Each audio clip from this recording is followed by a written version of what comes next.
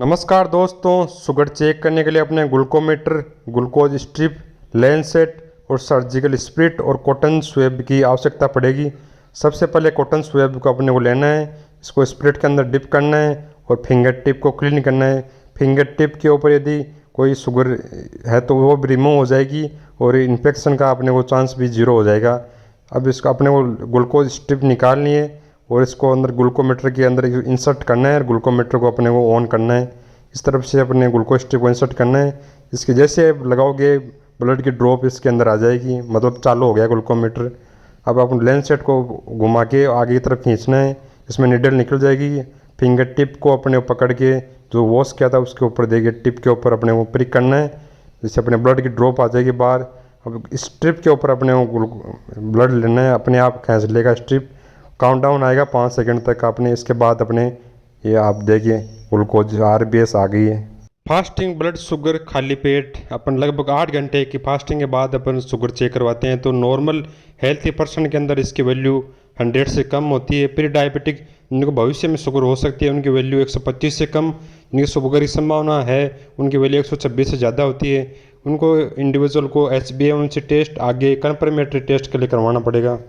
Post prandial खाने के लगभग 1 से 2 घंटे बाद शुगर का लेवल की बात करते हैं तो इसमें नॉर्मल हेल्थी पर्सन में 140 से कम होता है। प्री डायबिटिक जिनको भविष्य में शुगर की दिक्कत हो सकती है उनके अंदर 140 से 199 होता है। जिन डायबिटिक जिनकी शुगर की बहुत ज़्यादा संभावना है उनमें वैल्यू 200 से ज़्यादा होती है। इनके लिए HbA1c टेस्ट की सलाह दी जाती है। HbA1c टेस्ट अपने 3 महीने की एवरेज शुगर को बताता है। ये डायबिटीज़ के लिए कन्फर्मेटरी टेस्ट है और शुगर कंट्रोल के लिए भी बेस्ट टेस्ट माना जाता है।